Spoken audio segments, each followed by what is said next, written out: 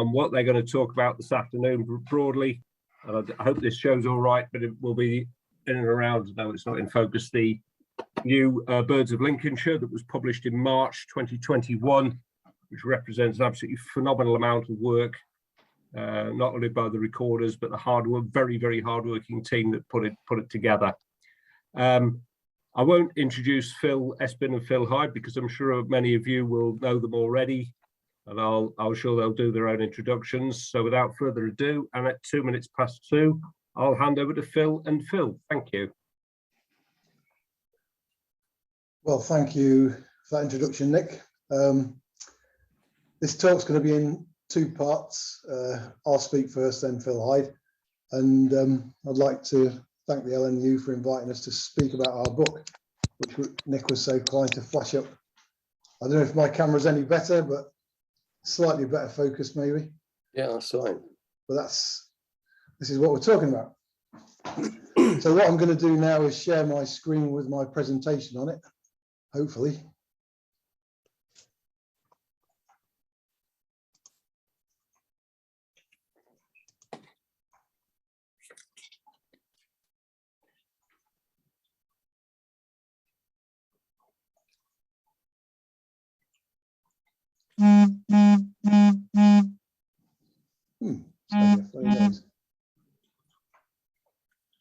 Right, can everybody see that, hopefully? Well, obviously you're all on mute, so you can't tell me. But that's the opening slide. I'm Phil Espin, I'm the chair of the Lincolnshire Bird Club, lifelong Lincolnshire birder. I'm going to be talking particularly about the breeding birds aspect of the new Birds of Lincolnshire. Obviously it covers all the species, but can't talk all about them in one go. So I've had to hone down on some, what I hope will be interesting bits for you. Phil Hyde, the county recorder, is going to talk about the trials and tribulations in data recording. And this book wouldn't have been possible without Phil and Colin Casey going through the historical Lincolnshire record database and pulling it all together and checking the accuracy of all the records and getting new ones. And also, I have to say thank you to all the birders and other people who've contributed bird records over the last 50 years or so. It's obviously a massive team effort producing the information that we've based the book on. And not just people in the Bird Club, but BTO members, lots of BTO, BBS data in there, and Webb's data, and information from lots of nature reserves and individuals around the county. So lots of people to thank, obviously too many by name.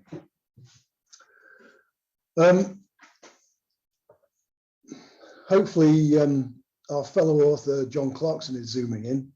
He certainly said he would. He could be out looking for a cormorant at the moment, I'm not sure.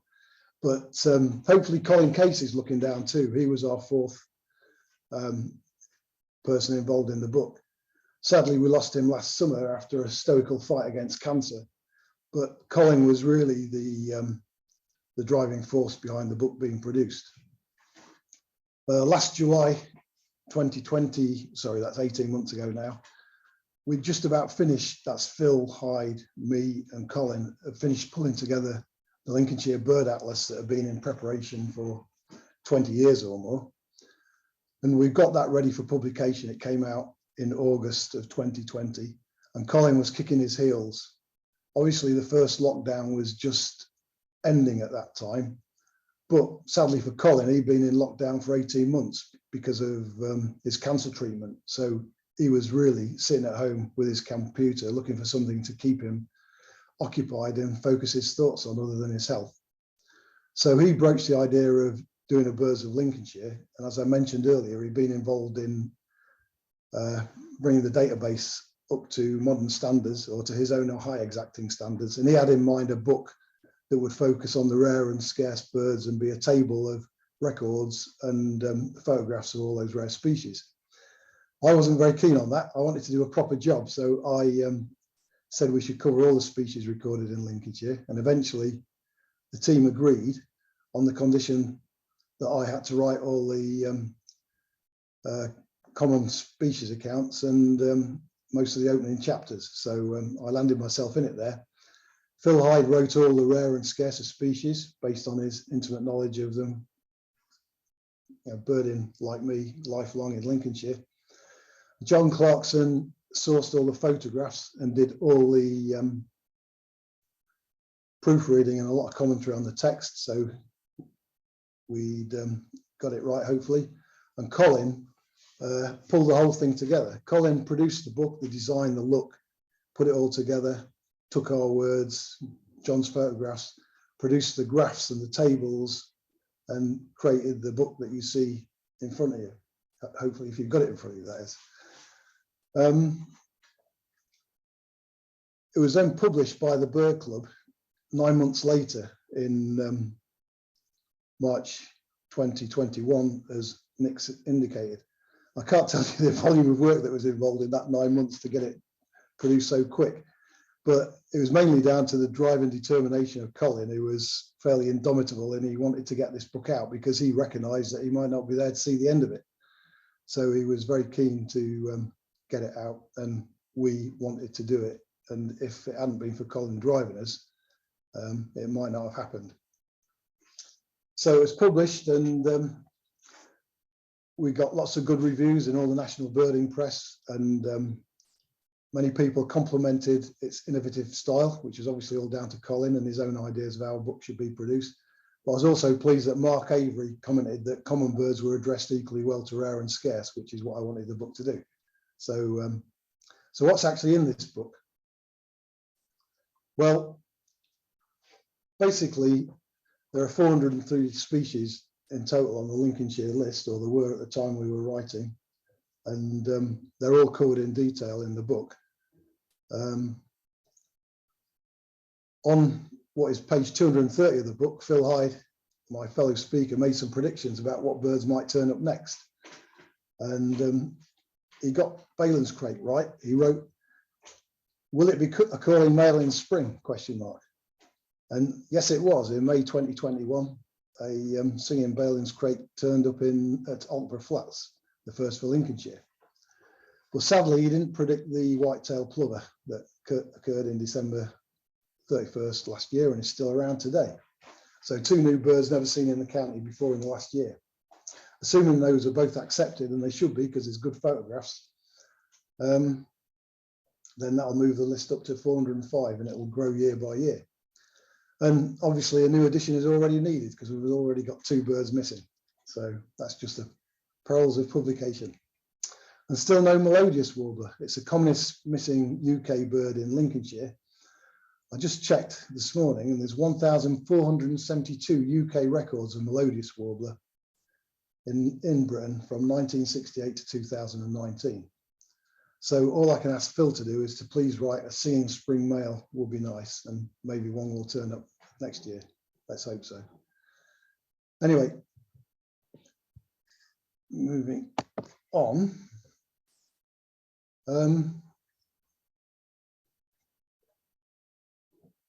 What we've got there is a list of the regular breeders in Lincolnshire, or just some basic information. Obviously, there's now 405 species now on the Lincolnshire list, but only 124 of them regularly occur or regularly breed. Lots more regularly occur on migration and passage and winter visitors and so on. What I want to talk about now is the birds that breed here regularly. And in Lorand and Atkins' Birds of Lincolnshire and South Humberside, which was a seminal work published in 1989 and was the county avifauna at that time from Keith Atkin, former county recorder, sadly left us several years ago, and Steve Lorand, who's still alive and well and living in Fotherby now. They reviewed the BTO Bird Atlas, which was covered the period 1968 to 1972, and looked at how widespread birds were in Lincolnshire based on the number of squares in which they bred in. And based on that evaluation, I carried out the same exercise, and over the 50-year period since that atlas was produced, 58 of our breeding species showed no real change in their widespreadness throughout Lincolnshire. 48 had increased in range, 18 had decreased in range, some more dramatically than others, and 4 have been lost over the last 50 years.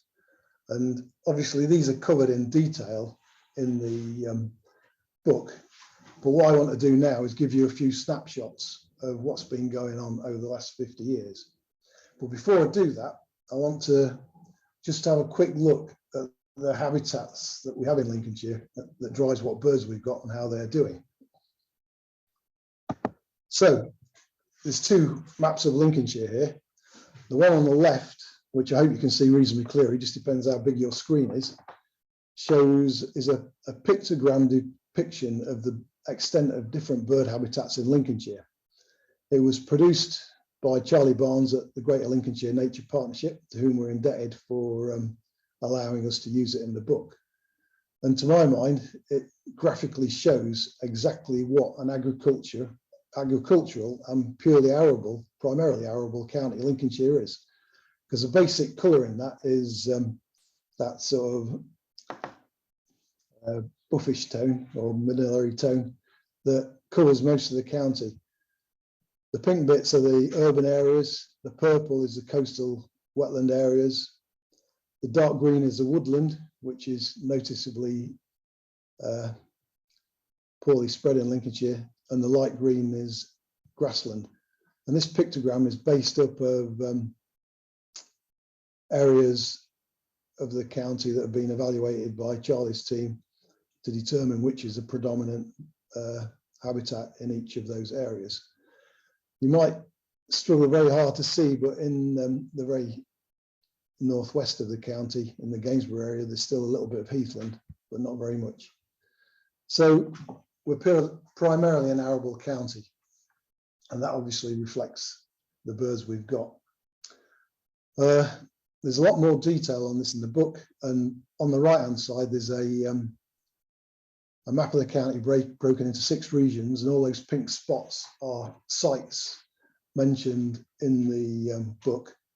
There's a bit of a gazetteer of sites, and we've ranked them in accordance with the number of species recorded at each site, so you can see exactly where the good areas are. And just as a matter of interest, in the northwest of the county, the top site is the Barton Pits area. In the northeast, we've got Donanook. In the west, Wisbey. In the east, Gibraltar Point. In the southwest, right in the deep south, we've got Deeping Lakes.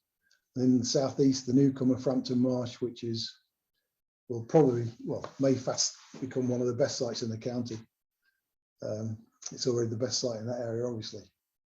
And we've got the Lincolnshire Wildlife Trust for the first 5 sites, thank for the first 5 sites I mentioned, and the RSPB for the 6th one. We're very lucky at the way that nature conservation has progressed in Lincolnshire over the last 25 years.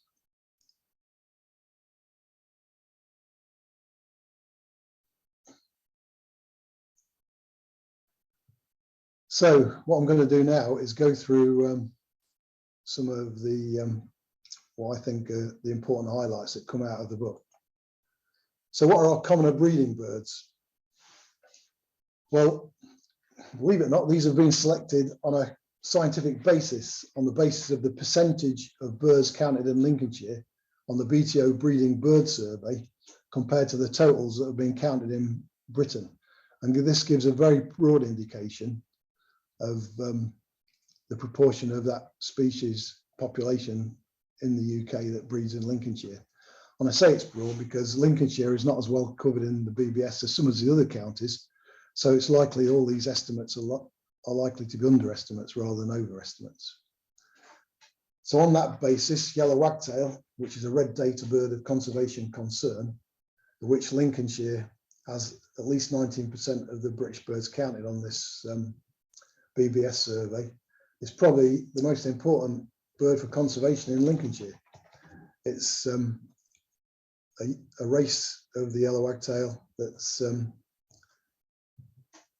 confined almost entirely to Britain, so it should be at the top of our conservation concerns.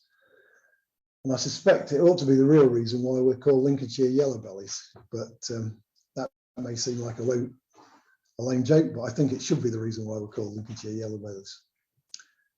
In the book, we've smoothed BBS trends to show how the Lincolnshire populations changed since 1994. And we've done that for all the common species that are covered by the BBS. And the good news for yellow wagtail is that our populations increased over the last 10 years or so, ahead of the rest of the British population. So, and farmland is particularly important for yellow wagtails in Lincolnshire, as it is for all these 4 species up on the screen at the moment.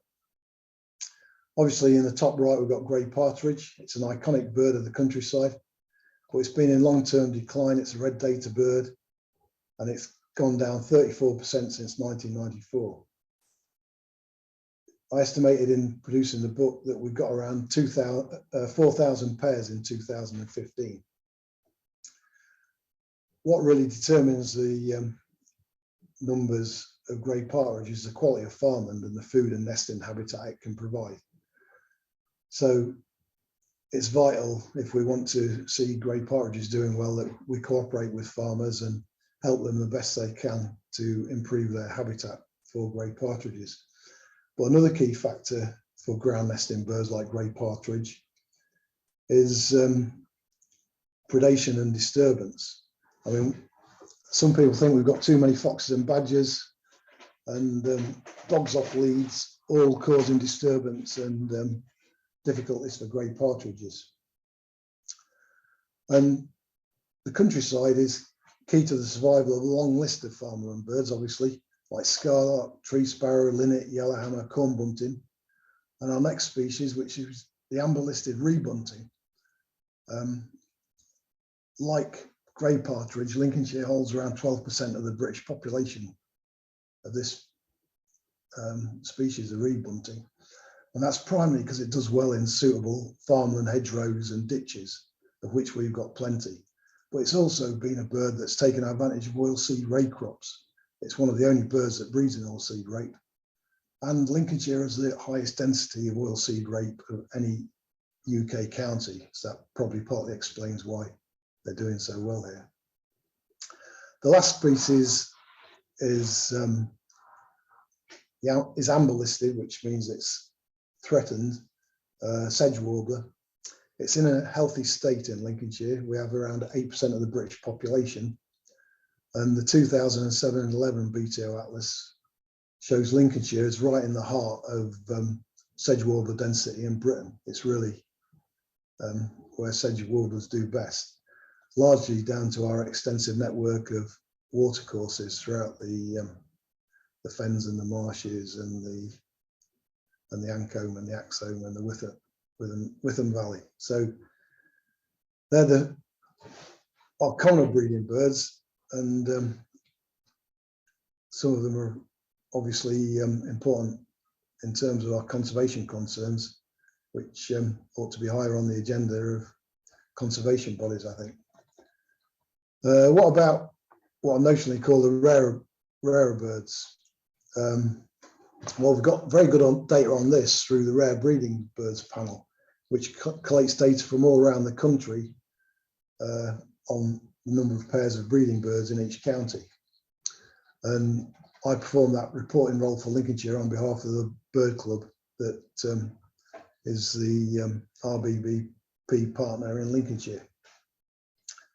Our top rarer breed, the RBBP has a list of species that it covers, and only about 25 of them regularly breed in Lincolnshire, and there's probably about 50 or 60 species on the list.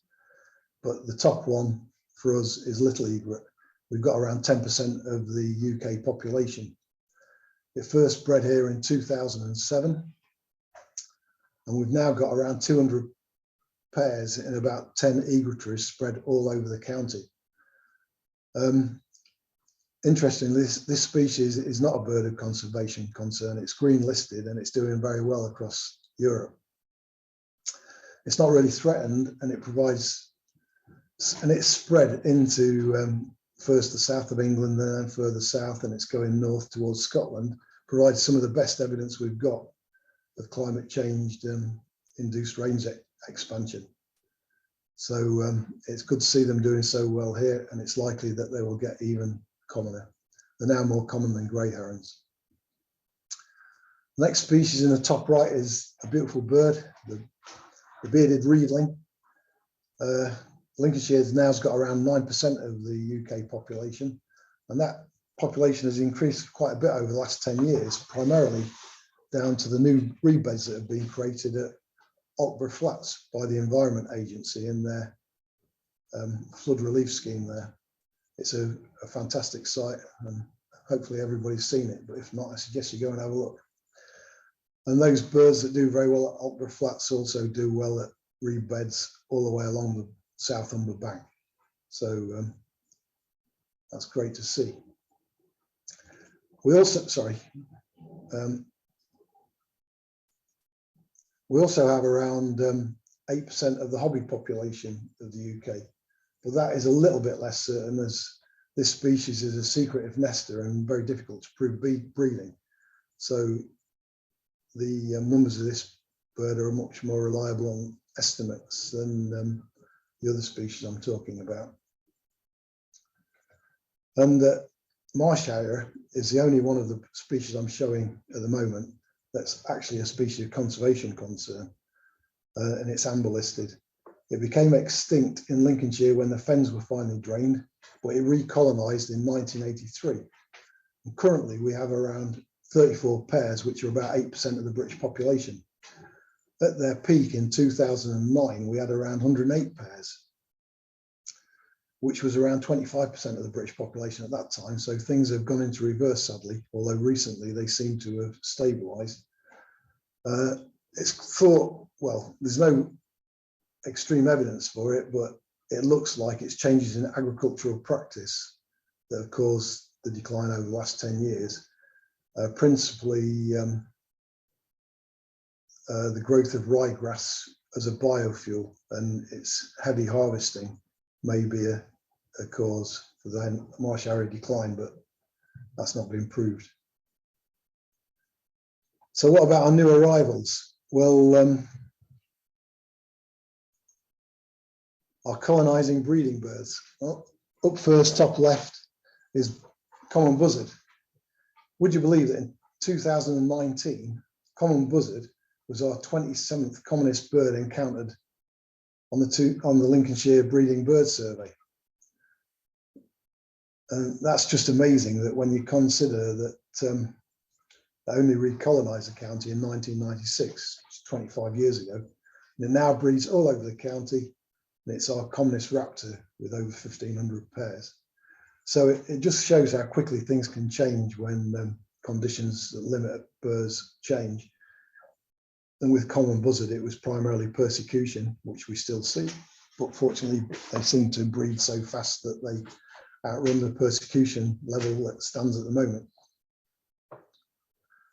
Next up on the top right is Chetty's warbler, which again backs up the climate change evidence scenario for species spreading north. It colonised Britain in the late 60s, early 70s, first in Devon and Kent, and has then moved north progressively.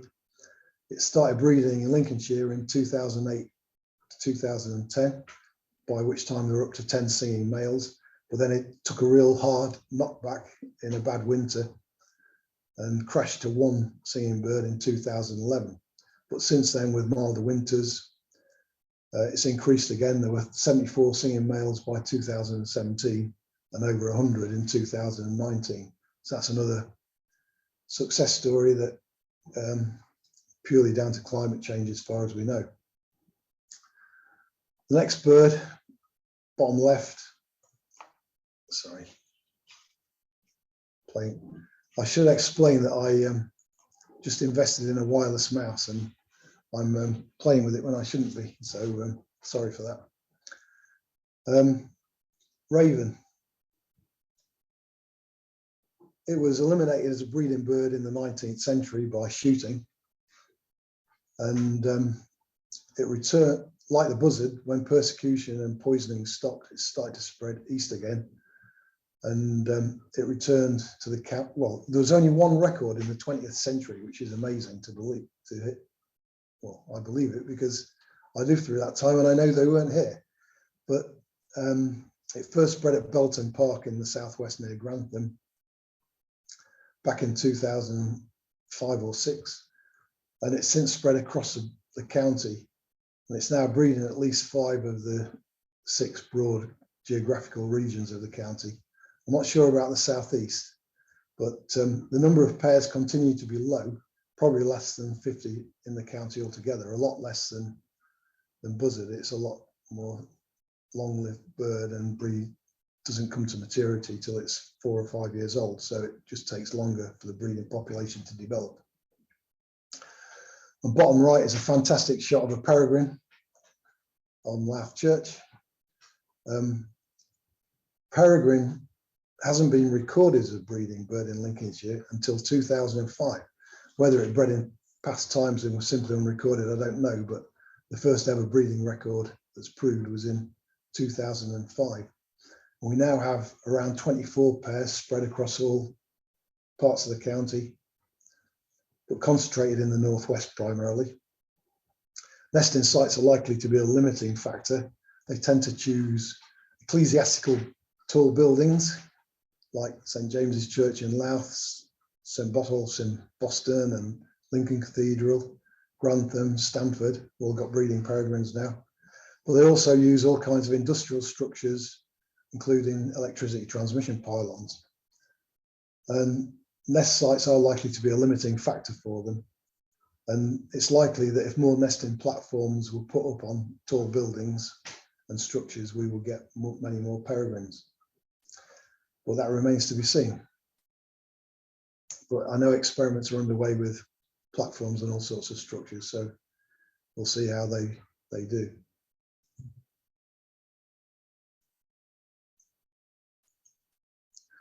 So what are we losing? We've been talking about the positives so far. Well, I'm afraid there are plenty of negatives.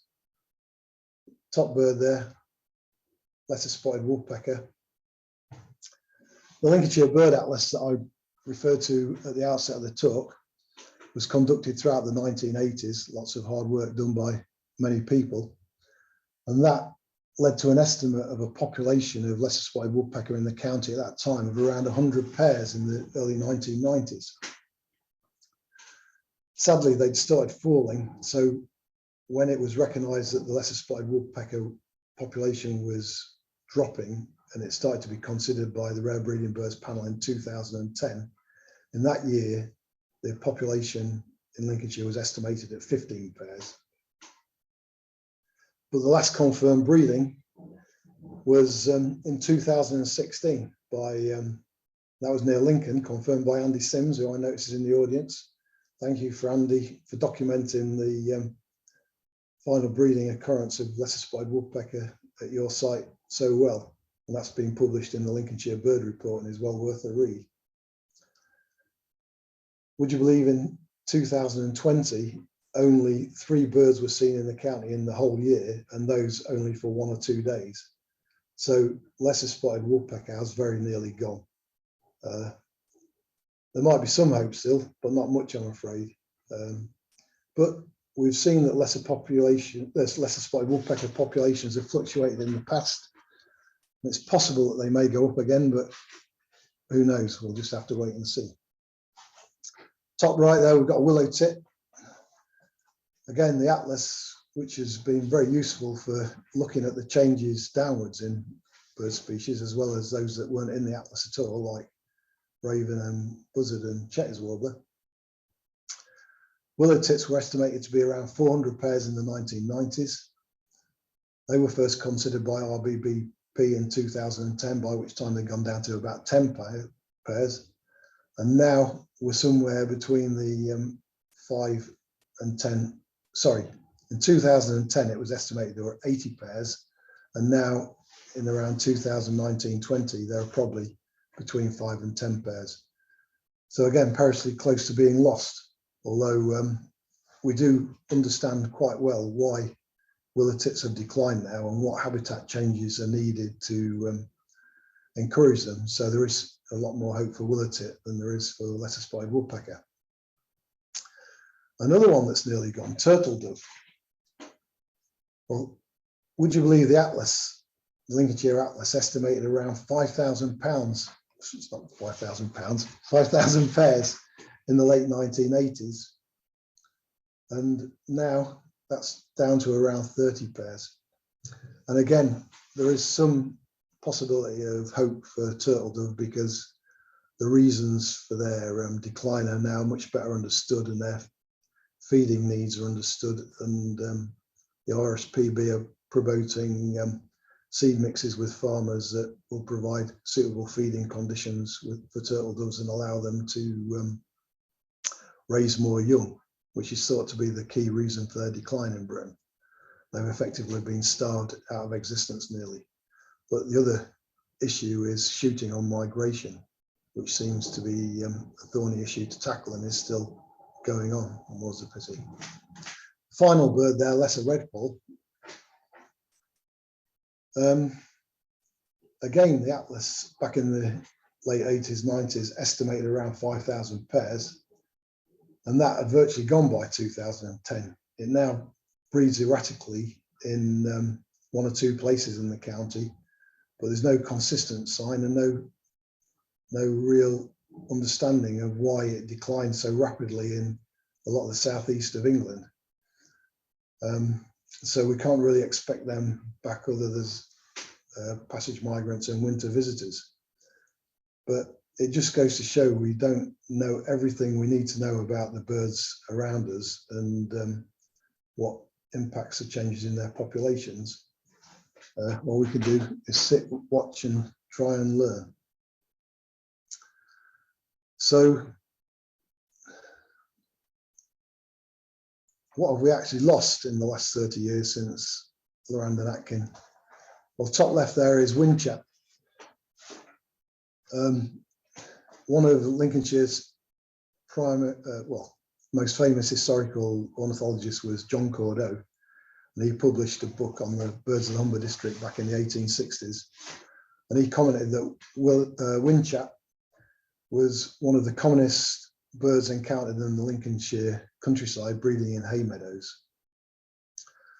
So I'm afraid the advent of the motor car killed that, and the population crashed dramatically as hay meadows were turned into arable croplands, as horses were no longer used in agriculture and for general locomotive power.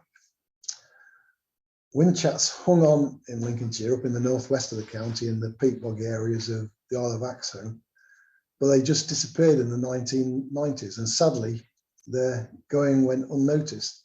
Nobody recorded the last date that a windchat bred in Lincolnshire, which is very sad for what is a fantastic little bird and always very welcome on migration.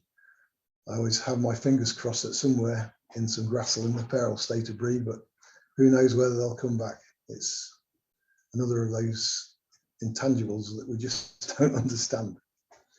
Hawfinch has disappeared as well. Not such a sad loss as windchat, to my view, because it only colonised Lincolnshire and a lot of southern England in the 1890s, and then disappeared in 1999 when it last confirmed breeding in around Scunthorpe was in 1999. Birds were seen around there for a few years afterwards, but now again it's a passage migrant and an occasional eruptive winter visitor, as we had several years back.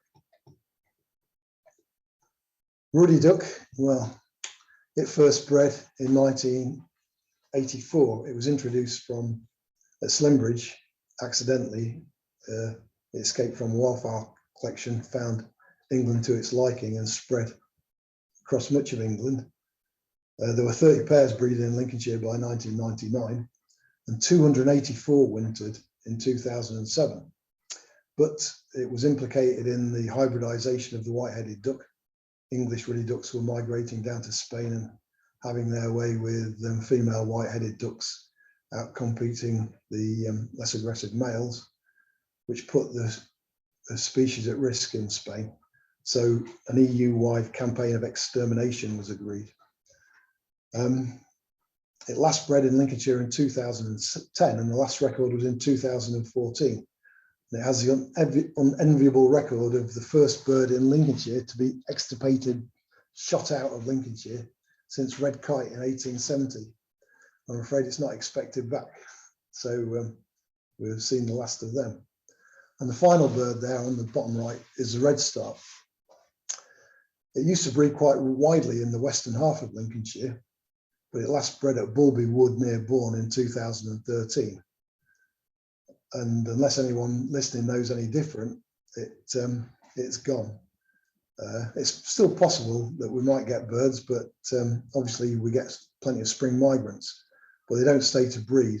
And the bird, or this species, has retreated west all the way across Britain on the north-south axis of its range. So we don't understand why, really. It's probably got something to do with food abundance and insects, but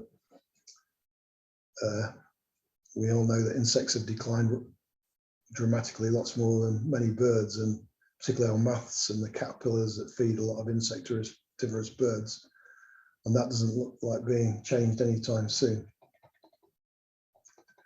So to finish off my talk, let's dream a bit. What might we get back? Well, crane. Hang on a minute. There's no need to dream about crane coming back, because they started to breed again in Lincolnshire in 2020 after a 400-year absence. Willow Tree Fen was a venue, and what a fine example of habitat recreation Willow Tree Fen is.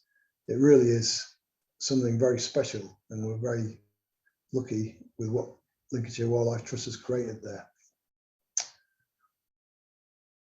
I mean, the crane has been the subject of a reintroduction programme across different parts of England, particularly in the southern fenlands of Cambridgeshire and other areas. And it's likely our birds were offspring from pairs breeding in that area. And that's continuing apace. There were at least 3 pairs prospecting in Lincolnshire. Well, one pair bred again at Willow Tree Fen, but there were 2 other pairs around the county. So we may see them increase reasonably quickly. More coming soon, I would imagine. Spoonbill is another bird that could easily start to breed in Lincolnshire anytime. It used to breed near Crowland in the fens until the mid-17th century, when presumably drainage of the fens helped contribute to its demise.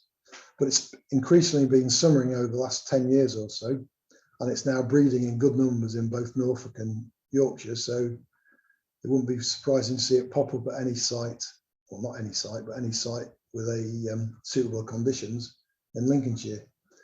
Frampton Marsh could be a very good place for it, or maybe Gibraltar Point, particularly if suitable willow trees can be grown in marshy areas very quickly. It'll be interesting to see, but it's definitely something that we're going to see over the next 10 years. Stone curlew is amber listed. It's a threatened bird in England, but it's done reasonably well under an RSPB sponsored recovery program over the last 20 years.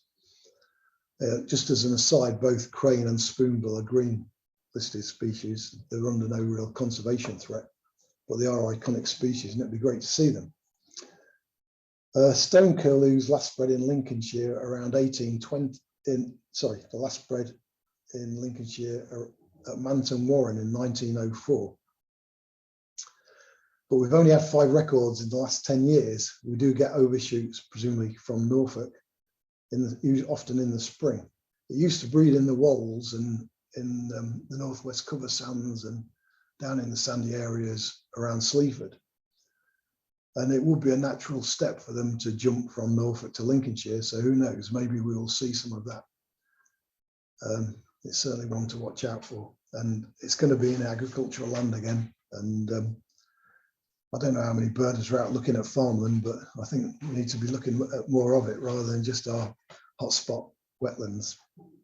Finally, in the bottom right-hand corner, that's a stuffed great bustard from Louth Museum. It's the big one, and it probably last bred in Lincolnshire around 1820. It was extirpated from England around 30 years later, and it's now the subject of a successful reintroduction on Salisbury Plain. It's quite interesting that the great bustard is a species of more conservation concern than all the rest of our reintroductions that we've had in the UK put together. Species like white-tailed eagle, red kite, crane. You know, great bustard is really threatened across the whole of its world range.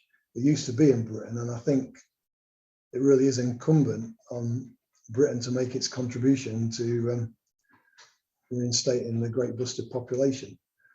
The Salisbury Plain project, run by the Great Bustard Group, has ploughed very much its own furrow. It has had some support from the RSPB, but it needs a much more support, hopefully from the government. It should be on the Sussex Downs, the Brecks in Norfolk and Suffolk, the Lincolnshire Wolds, and the Yorkshire Wolds as well. It's very interesting sort of learning about great bustards and how they live in a modern environment. And they do take very well to wide open arable areas of countryside. In the winter, they feed on oilseed rape. And as long as some breeding areas can be made available for them, they can do well. So it remains to be seen whether all the changes in the current environmental regulation and agricultural support regulations will provide opportunities for more widespread reintroductions of this species. Who knows, even in Lincolnshire. Anyway, that's my dreaming over. Thank you all for listening to me ramble. I'd now like to hand over to Phil Hyde, who is going to talk about the difficulties of data recording. So any questions, we'll take them together at the end. Thanks very much for listening. Cheers. Okay, next slide.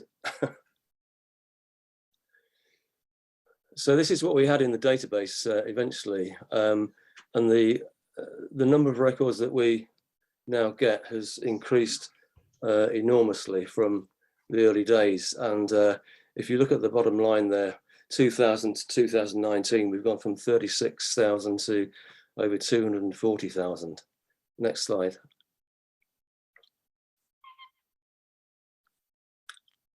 So this is what it looks like graphically. We find about 40% per year have to be rejected because they're incomplete, which is a shame. And with that in mind, it took Colin and I around about 2 years of looking at the database to validate what we were looking at, to make sure we had a solid database. The actual Bird Club database itself began in the early 90s, but we did have the complete Gibraltar Point record back to 1949. Next slide. So the sources that we utilise at the moment are the four main ones: the big BTO Bird Track and eBird, plus random emails from people, and also social media, from which I capture lots of early records of the scarce and the rare. The problems that we have mainly spring from poor site identification. That is really the one big thing which still causes us lots of headaches. People who go to sites and do a day list often don't put counts in. So although a record of a species is one of presence, without a count, it's less useful. Duplication is another issue, only in that it means we have to try and condense things. If we get something like a long-billed archer at Frampton Marsh from May to August, we might get 300 records during its stay from different observers, with many on the same day. Validation, well, we have a records committee, and we do our best to fairly assess records on the evidence that we receive. There is a list of submission species for the county on the website, and also the species that are BBRC I chase up usually is the day after they've been found. So there's quite a lot of volunteer time goes in here, and the other guys on the records committee, some of whom are watching, will know who they are, and it's quite time consuming. Next slide, please. So this is a list of the sources of the reference material, going right back to Cordeaux and others in the 2 centuries ago now almost, and coming up to date with Lincolnshire Bird Atlas, British Birds Online, which is a very useful source, and also the BTO Online, from which you get a lot of our webs counts. We look at ringing recoveries and PBS data. With the next slide, Phil. Let me have a look. So it's amazing how some of these birds that were collected in the early years have survived. Alex Lees came across this lanceolated warbler whilst he was in the museum in Tring. This is the first county record and the second UK record, which was shot in November 1909 by George Henry Caton Haig, one of the other doyen of Lincolnshire ornithology at the time. And the next record was in 1996, quite a lot later, which some of us saw and some of us didn't, but I won't go any further on that point. Next slide. So historic records, we obviously don't have photographs of birds like this, which were found and shot on dates like this. So this was one that I took, which we found in a black woodpecker hole in a telegraph pole in Sweden. But in the book, we've used computer generated images where we lack photographs. And if you read what it says there, that this bird must have arrived on the same north and northwesterly winds which brought a great flight of woodcocks.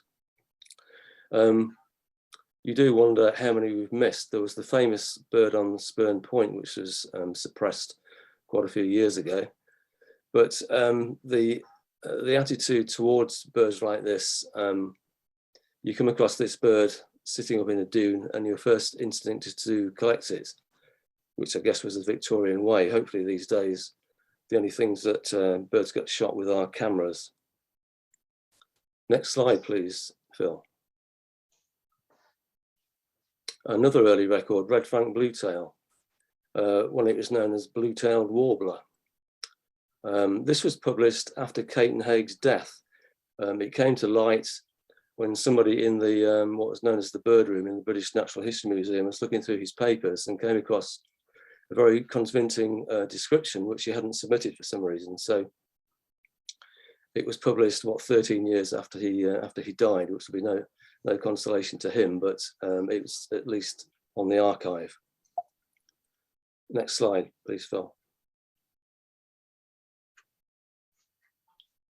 This is the illustration from the front of the book, which was provided for us by Nick Borrow, who's a well-known illustrator in the bird world. And the amazing number of records of this rare Asian sandgrouse are very unlikely ever to be repeated. You can see 6,840 UK records before 1949, with just 7 since. And sadly, it seems destined to remain one of the UK's ultra rarities. So anybody finds one, get the news out fast, please. Next slide. So moving on to record validation and looking through the LNU transactions online and one or two of the early bird records, birds like Icterine warbler, what dates and sites were often not specified. You come across comments like, this year was a good year on the Lincolnshire coast for Icterine warblers. In August, there were 17 records between Donanook and Gibraltar Point, full stop. So although we've got the actual number of records, the detail was somewhat lacking in some cases. Next slide. So the BBRC informed county recorders 3 or 4 years ago that they were intending to divest themselves of their filing cabinets full of paper descriptions, and we were asked if we wanted to buy these descriptions going way back, which the Bird Club did. And this was the submission for, part of the submission for the county's only solitary sandpiper, which contained a lot of detail and some good sketches. But when you look at the bird report in the LNU transaction, the lettering in blue here, that was the only mention of a county first. In today's reports, we'd see hopefully at least a 1 or 2 page account for the record. But anyway, this was submitted and duly accepted in the manner of the time. Next slide, Phil. From the early 70s, photography started to play a part, and this is a digitized image of Keith Atkin's original photograph of this gull-bill tern, which has survived remarkably well. And at the time, the BBRC was started to urge photographers to send photographs in rather than just submissions. And this one stuck around for about a month, which, unlike recent records, made it easily gettable by those around at that time. Next slide, Phil.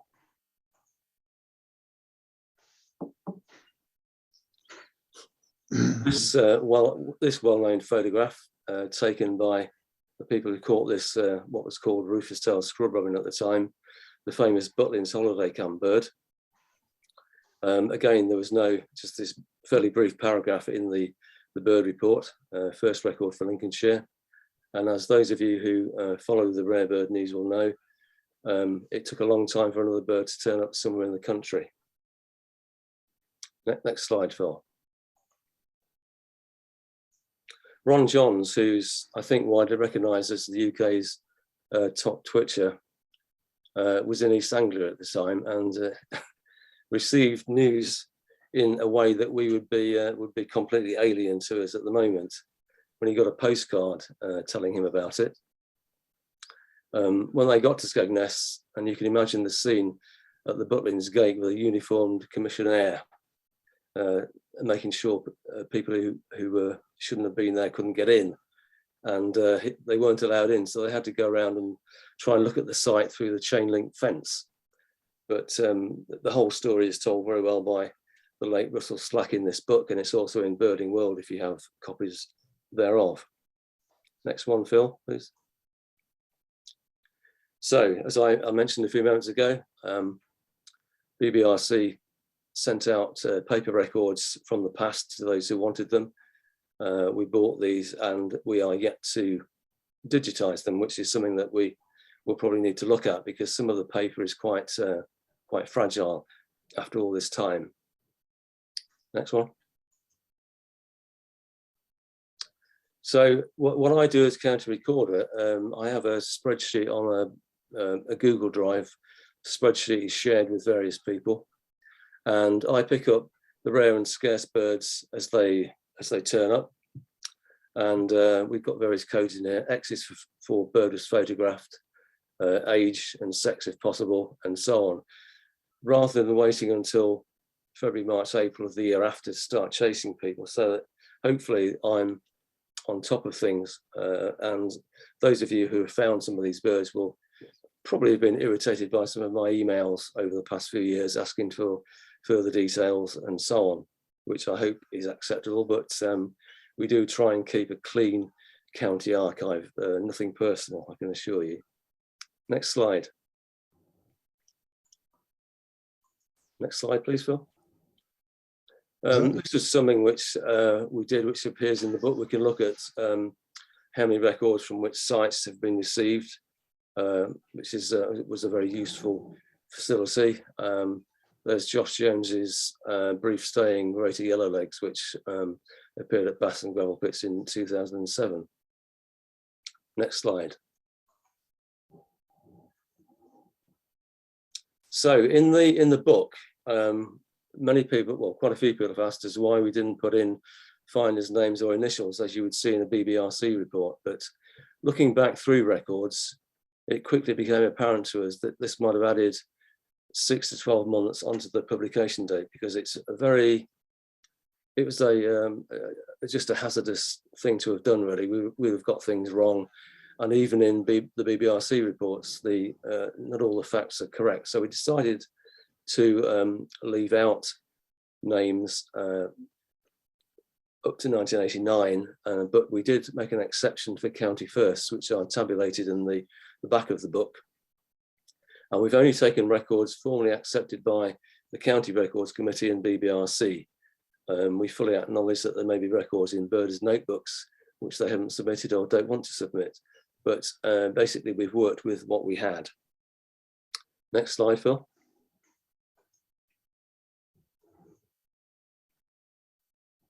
White-billed divers, I'm going to go through a few selected records now.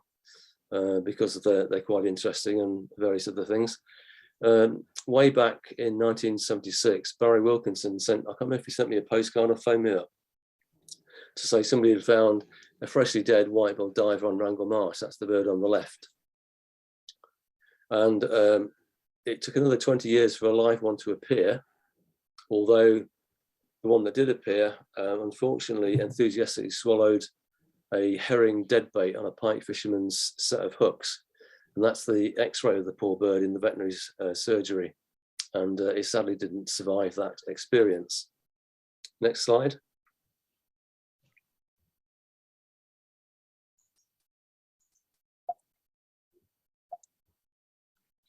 So the second live bird appeared on more or less the same stretch of the River Witham as the second one had been found, and it survived alive and well.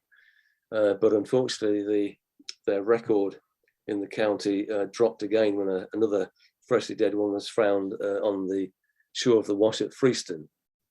So of the 4 records, 2 were found dead, 1 died, and 1 survived to live another day. Next slide, Phil.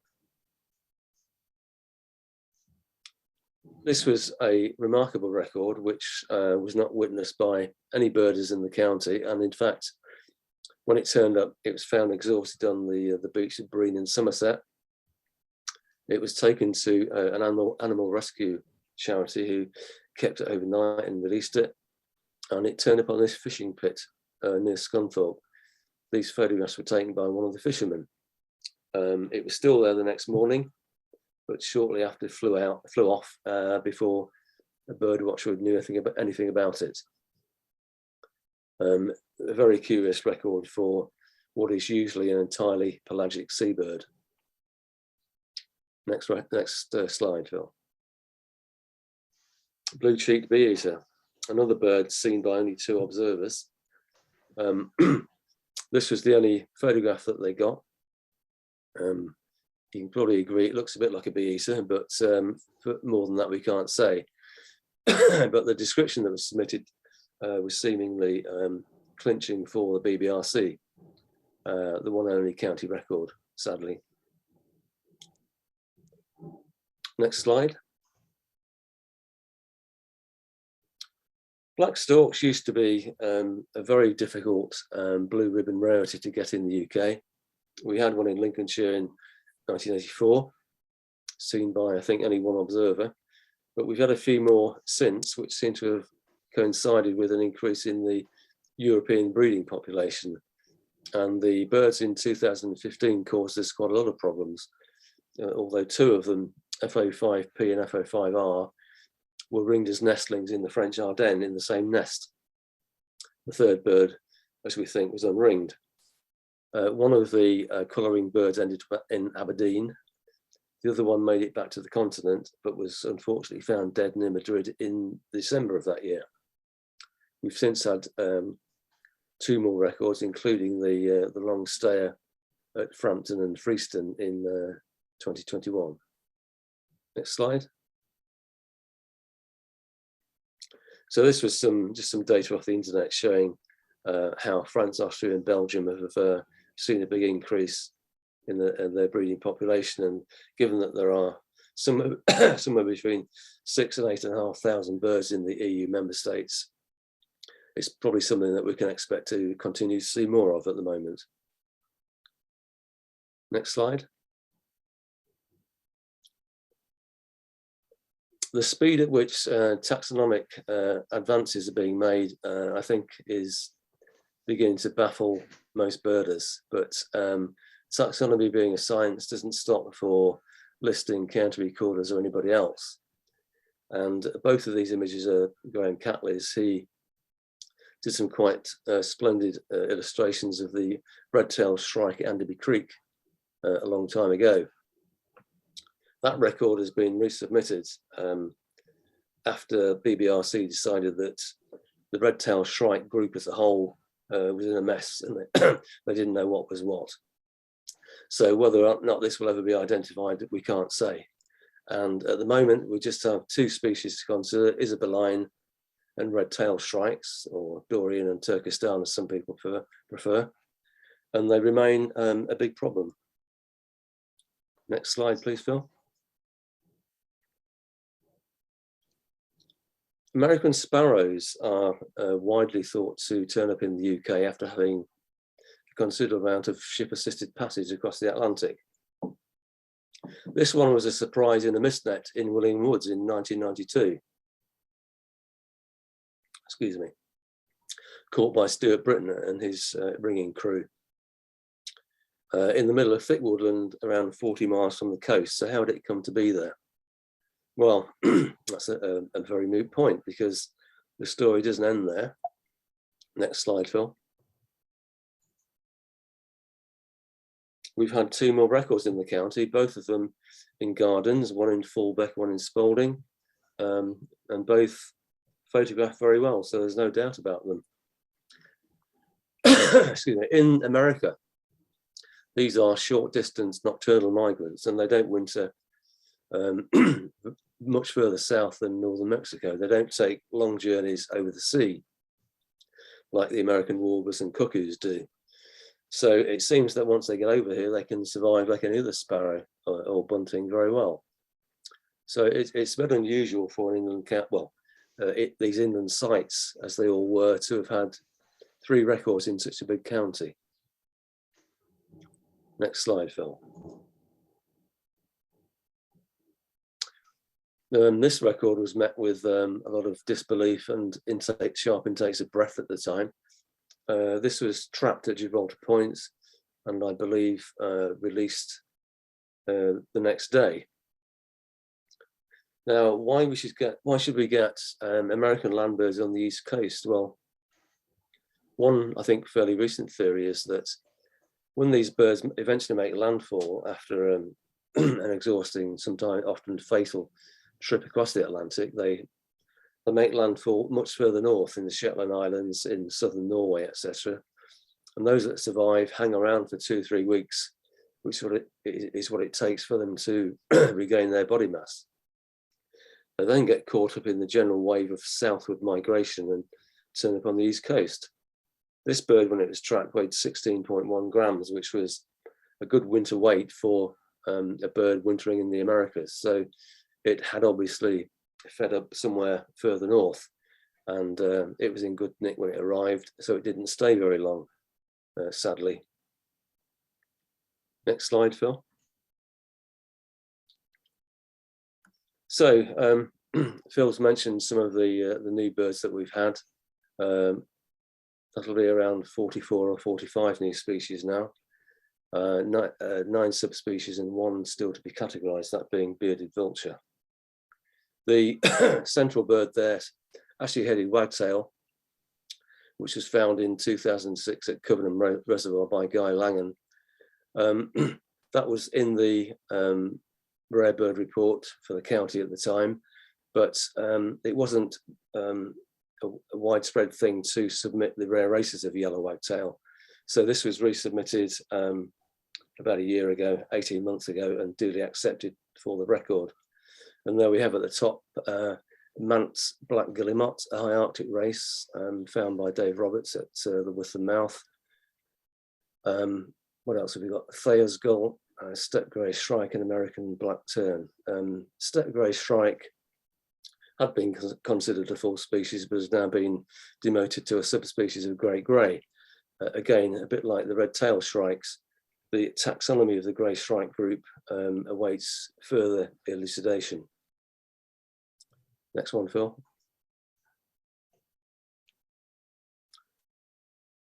These birds were really not very well known by British birders at the time, and this find by Paul French in a very muddy field adjacent to Frampton Marsh was a terrific bit of observation.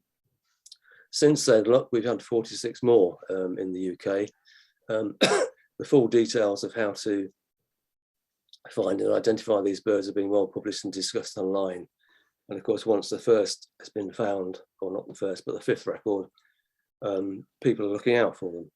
But very definitely what you might call a bird watcher's bird. Next slide.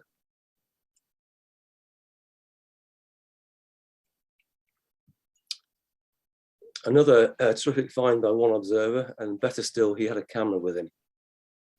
This had been seen going south at Spurn Point, and for once, excuse me, unlike most birds that go south from Spurn and disappear into some sort of Bermuda Triangle in the Humber, this one actually made it across, and Barry Clarkson was able to obtain these excellent photographs. And as with all swifts, these things can move terrific distances. And it's believed that this one had gone from Suffolk to Yorkshire and then back to Suffolk via Lincolnshire over about 3 weeks, 7th British record. Next slide, Phil. Another unexpected North American passerine was found by a member of the Nottinghamshire ringing group who visit the Crookbank area most autumns. And it was seen by, I don't know, 20 or 30 lynx birders who managed to get to the place before dusk.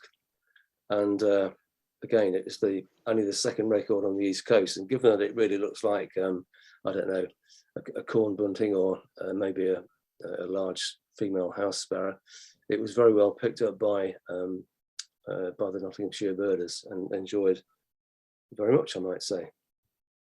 Next one, Phil.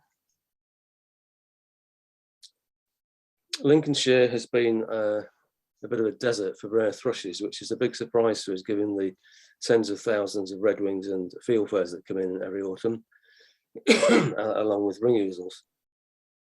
This was found by Josh Forrester on a grassy area outside the Grimsby Institute and stayed for quite a long time and enabled many birds to get good views.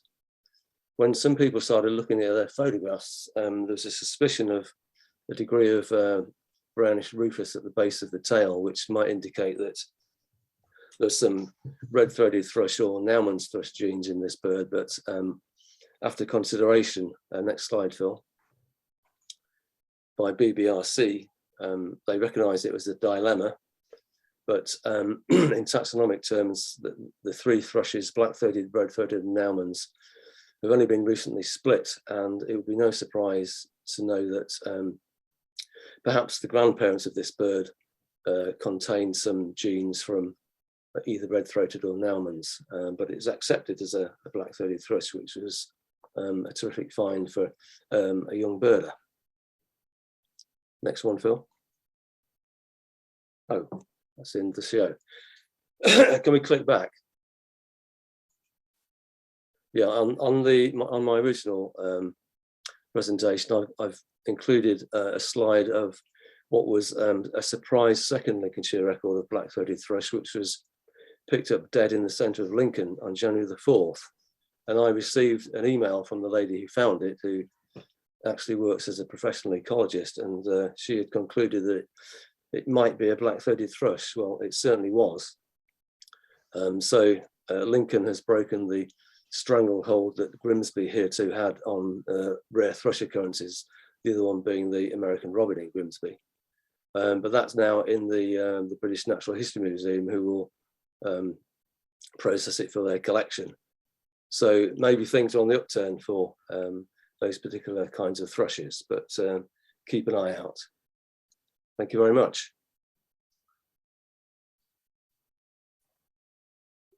Okay, Phil? Yep.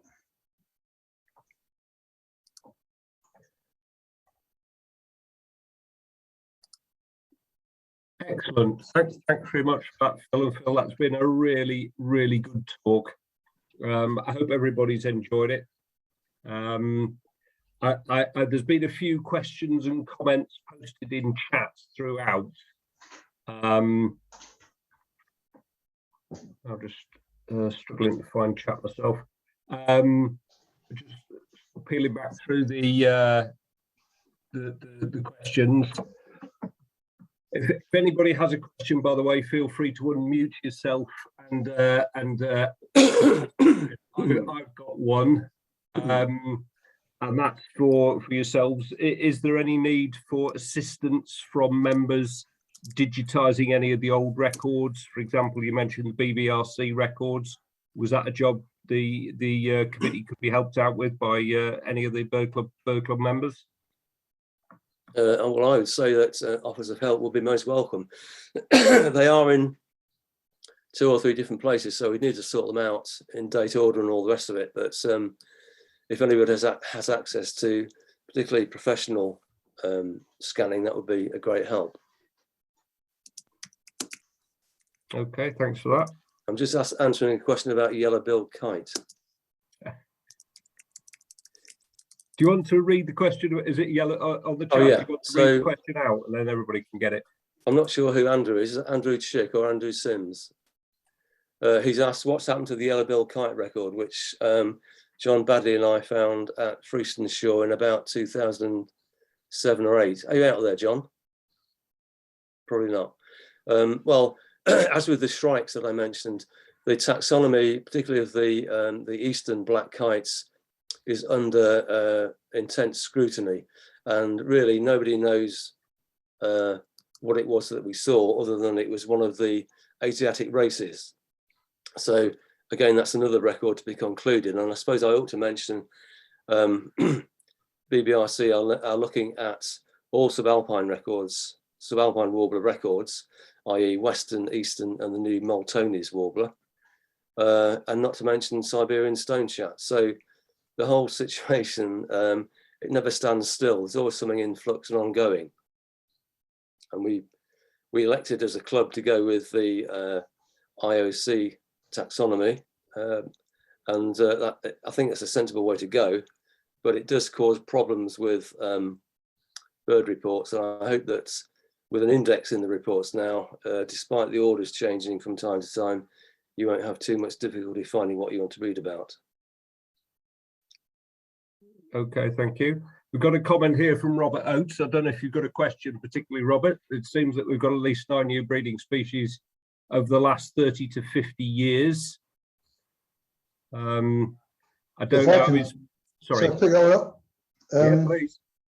If you look on page 30 of the book, there's a list of 15 new species that have started breeding in the last 50 years. I could read them all out if you're interested. That's good news, I think. Good news, yeah.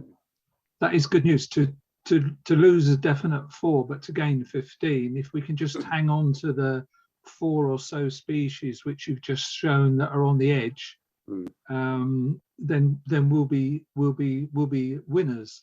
But we must try and hang on to those 4 that are on the edge. I just wondered what happened to Wryneck. At what point did that disappear? Probably about 80 or 90 years ago. It was never a common breeding bird in Lincolnshire, no, apparently, but it probably in the first 20 years of the last century. It's a long time ago. I hope Jim Wright isn't trying to spoil the party with that message he's just put up about white-tailed lapwing.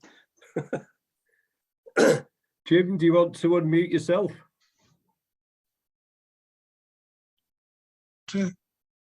Am I on? You are, yes. Oh yeah, I mean, I've just heard of one or two whispers that the white-tailed lapwing is a little bit too good to be true, that it could be from a private collection, possibly from Holland or somewhere. Any thoughts about that? It's unringed and fully winged. Pardon? It's unringed and fully winged. Yeah. But, I mean, I don't know where that rumour's come from. I haven't heard. It's new to me. Well, it was actually on Rare Bird Alert. Was it? Oh. But it was only a rumour, just because it's hung around for a long while. Yeah. But the previous, well, the first one hung around a long while. You might have expected it would migrate, but it's warmer now than it was in those days, I suppose, in the 70s. Just related to that question, can I ask you about escape? Because that must occasionally be a bit of a problem. I mean, for example, the white-throated sparrows, could any of them have been escapes from private collections, do you think? I would think it's unlikely. I think they are, as I said, when you look at the records of American sparrows at places like Felixstowe, Seaforth, etc., I think it's accepted that many of them do hitch a ride. And there are records of birds on ships coming over from the States, staying on the ship, and then staying for the return journey back to the States. But as far as I'm concerned, within reason, if a bird makes use of a man-made artifact to survive, good luck to it. I guess the one exception to that I can think of is I think when the ships came back from the Falkland Islands in that horrible little war down there, there was a sheath bill on a Royal Navy boat, and as far as I understand, sheath bills are flightless. So I think that was that would have been dismissed. There was, I remember when that American Robin turned up in Grimsby, some talk that might have been chip assisted. I mean, who knows? Well, we await more news on the origin of the white-tailed lapwing. Hopefully good. Yeah. And Jim, you've commented that nightingales also look vulnerable. That's very true. They are very vulnerable. They still hang on at Wisby, which is the most northern English breeding birds of all, but they're of sort of uncertain status down in the southwest of the county. We seem to get a few every year still there, but they don't always get reported. Just across the county border into Cambridgeshire and Northamptonshire, there's still one or two good areas for them. So it may be we're getting overshoots from there as well. But there's a lot, well, obviously I didn't include every species I could. It was just some highlights. So you're quite right that the nightingale is looking very vulnerable. Okay. Thank you. Thanks very That's much. great. Yep. Thanks very much for that. I'm assuming that there's no other further questions or points to raise with Phil and Phil, in which case it falls to me. I'm just going through the ones raised on the chat.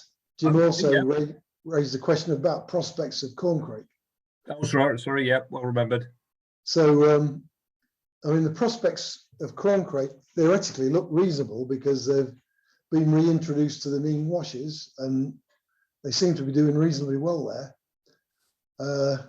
But we've had an occasional overshoot and birds calling in the summer, but certainly no consistent increase over the period of that reintroduction.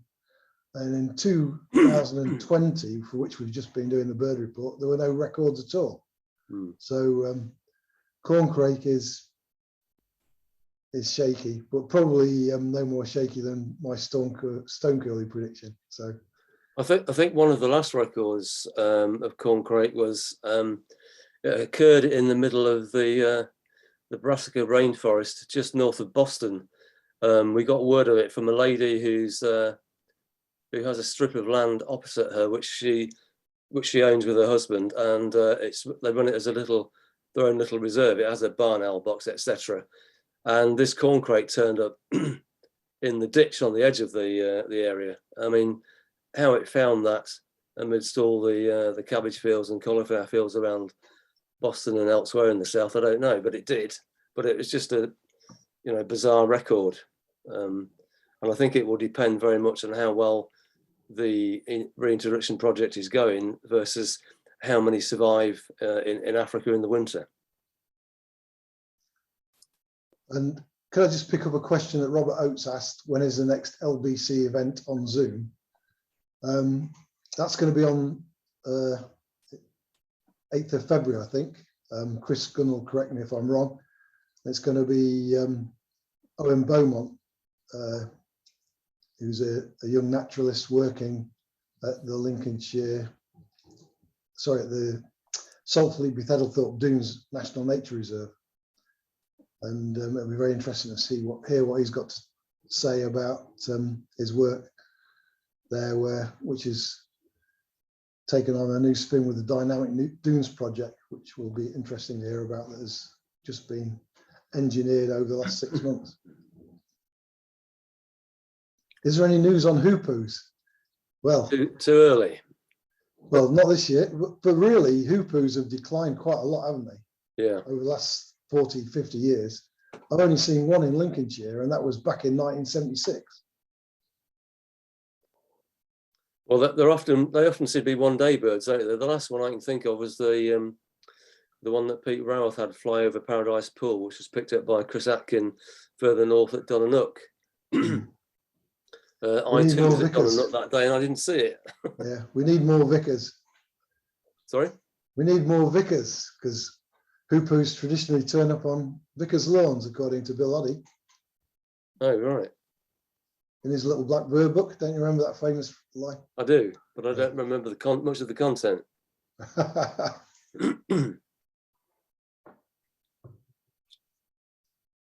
So I guess in answer to the question to the person whose name I don't know, April and May on the coast.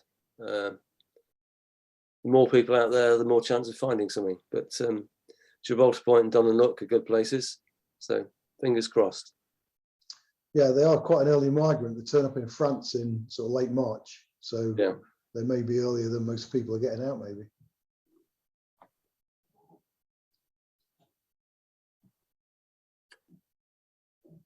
Okay, final call for any questions or points to raise.